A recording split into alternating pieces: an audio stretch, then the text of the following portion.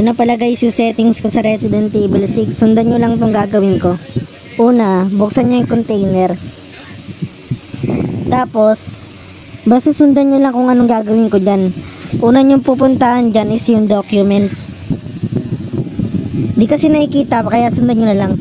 Documents, tapos may makikita kayo dyan Capcom. Open nyo yan.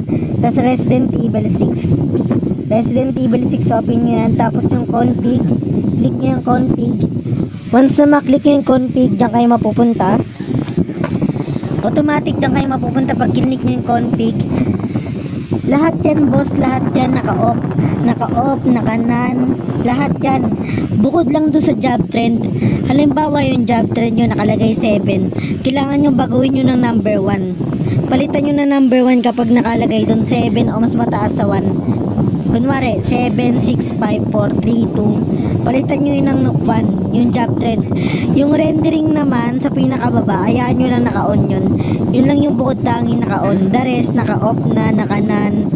By the way, yung about para sa FPS dyan, hayaan nyo lang na variables yan. Huwag nyo lang galawin. Yun lang, once na matapos nyo na yan guys, save nyo lang yan.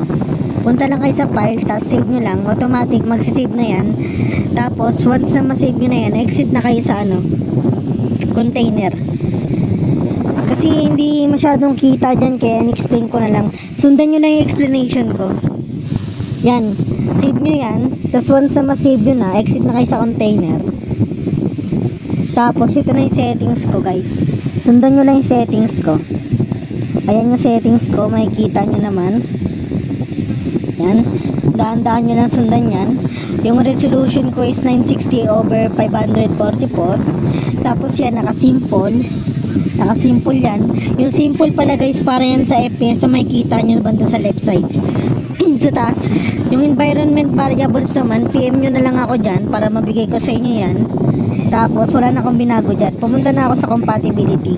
Yung compatibility layer naman, gamit ko is Proton ARM 3, Proton 9.0 ARM 64.3.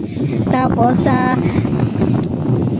translation parents naman, naka-custom ako. Diyan naman yan, makikita nyo naman, gayahin nyo na lang.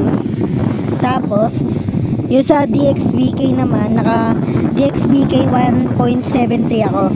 Tapos dyan, nakanan ako sa DVKD 3D, nakanan yan. Tapos dyan naman sa PEX is naka 802 ako sa dulo.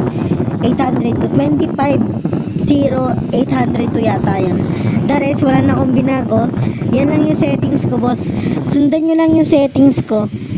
Tapos, baguhin nyo lang yung job trend ng number 1. Panigurado,